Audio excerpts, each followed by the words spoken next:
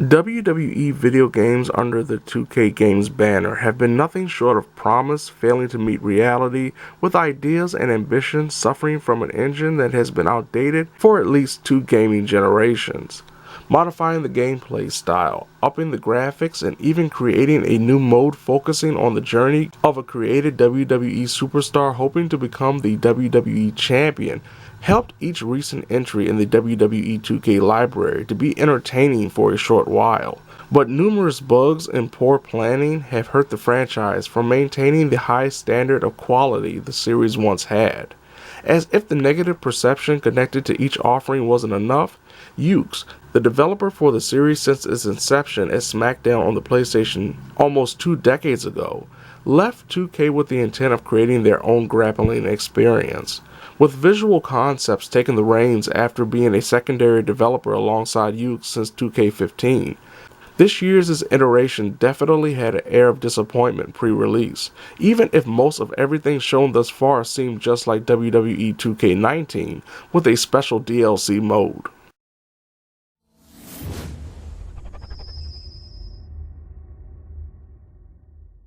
As per the norm, WWE 2K20 provides a lengthy trophy and achievement list, demanding the player to take part in all the modes including its online offerings, and testing out some of the new features and roster additions associated with this release. 2K Showcase returns this year featuring an abridged look at the 4 horsewomen Sasha Banks, Bayley, Charlotte, and Becky Lynch, and their rise from NXT standouts to WWE megastars. The 2K Showcase features its stereotypical objective-fueled design, with an addition from last year's iteration returning, in the form of sit-down interviews and promos. The 2K Showcase can last about 10 hours if everything goes right. To complement 2K Showcase is more of a narrative-driven take on My Career mode. Instead of being relegated to playing as a single created character looking to become a Hall of Famer, the player takes control of Red and Trey, a pair of wrestling fanatics that turn their high school ambitions into becoming the best female and male wrestlers in WWE history. My Career's story can take the player at least 15 hours to finish, but most likely will last about 20 or more hours considering the necessities to finish certain sections and the difficulty level, as well as optional matches to earn virtual currency. There is also the reusing of Universe Mode, the returning implementation of 2K and MyPlayer Towers, and a pair of online modes, but nothing feels the completion quota better than 2K Showcase and My Career modes.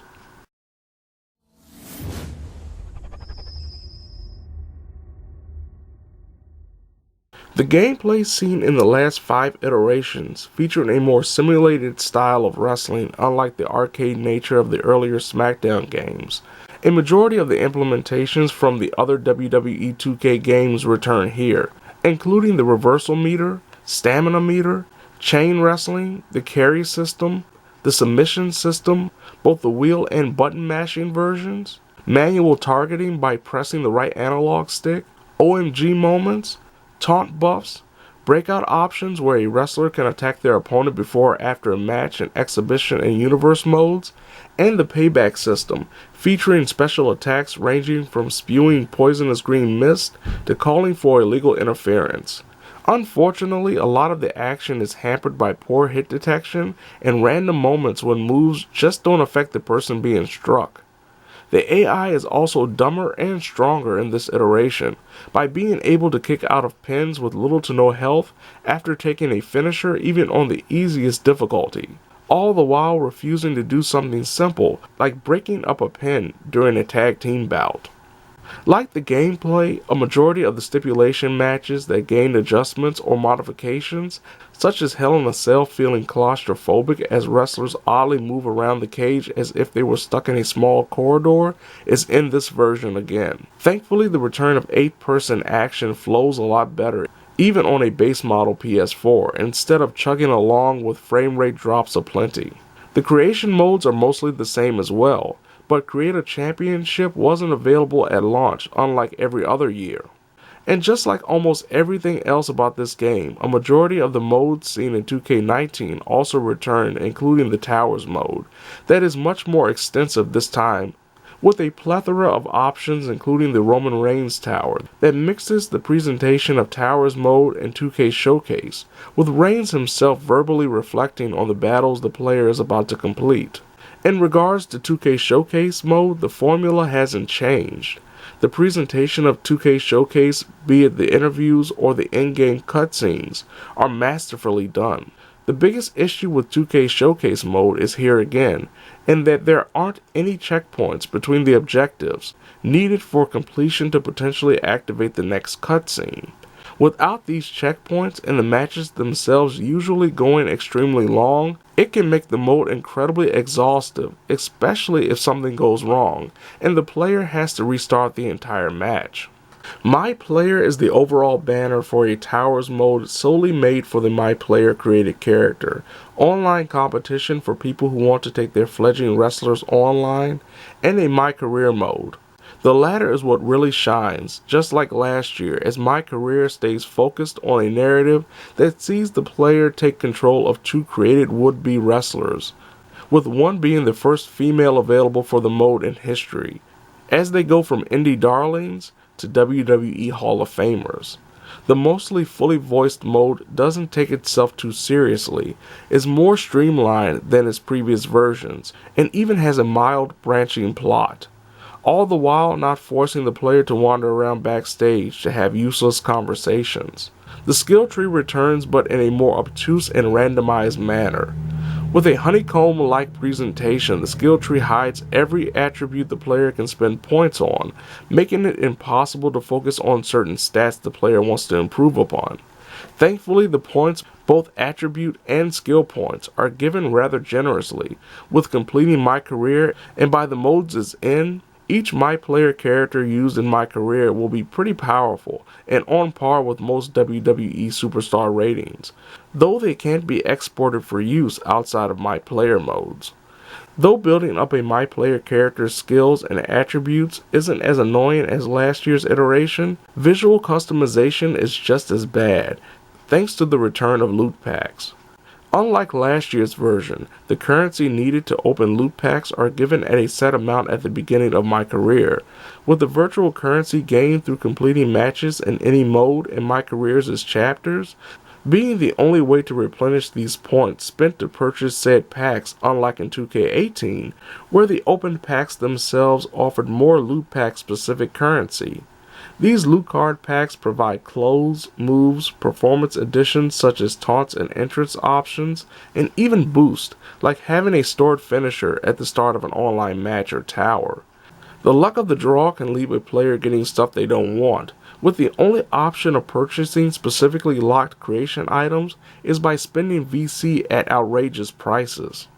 Universe mode, where the player can somewhat be Vince McMahon by making rivalries and running the respective brands including their own created versions, has attained some nice fixes and streamlining, including making it easier to manage superstars on the brands and rivalries, but still feels like it's stuck in the same template presented almost a decade ago, and rarely do more than provide the same open-ended narrative style the previous games did. The usual online modes are also available outside of MyPlayer for those who simply want to play as a WWE superstar, but there's still that problem with laggy connections causing issues with the pin system, where the player getting counted down doesn't kick out, not to mention the reversal timing being inconsistent from match to match. Lobbies return in this year's version so gamers can have special matches together online, but it doesn't change the fact online grappling is still tough to enjoy. The only new and highly promoted mode is 2K Originals, featuring monster-fied versions of WWE wrestlers in grandiose horror movie-esque environments. Sadly, 2K Originals is strictly DLC, with gamers not having the chance to even play a free tower like Mortal Kombat 11 that allows for non-combat pack owners to play the newest DLC fighter in the game's Towers of Time for the first week after the character's release. To enjoy 2K Originals, the player has to shell out between a quarter to half the price of the game, depending on if they buy the DLC by itself or the $30 season pass. It's always disappointing when a new game mode is locked behind a paywall. Graphics are a mixed bag, with some odd character models, terrible hair physics, and the same stiff and robotic animations. Though most of the lighting and weapons look excellent. The game's biggest problem is just how unstable WWE 2K20 is, including crashing multiple times, graphical glitches no matter what the player does. Players who do use created content by other gamers have found themselves breaking their own game, with frozen loading screens. Some moments like trying to complete objectives in My Career won't succeed, even if the player does everything right. Never has a WWE game, or maybe any major wrestling game for that matter, come out this broken, where even the day one patch does nothing to fix a majority of these issues. After WWE 2K19 took a large step forward in the right direction for the series, this iteration shouldn't exist in its current form. A majority of everything from the previous games is done better elsewhere, be it the gameplay, the visual presentation, or technical stability. My Career and 2K Showcase are on par with last year's offering. Other things like creation options and universe mode are practically the same. And then there's the new 2K Originals mode completely behind a paywall. This game needed to be delayed and will go down as one of the biggest embarrassments in the franchise's history.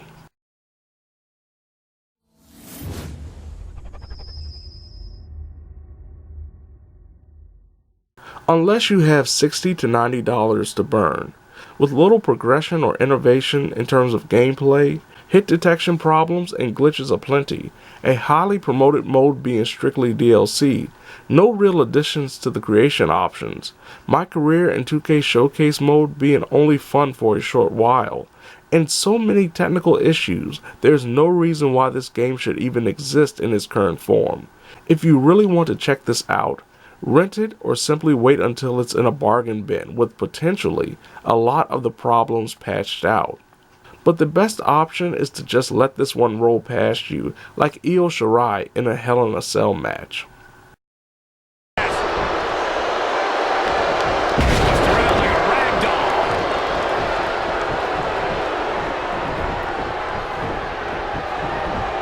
Once again, thank you for tuning into this great women's matchup.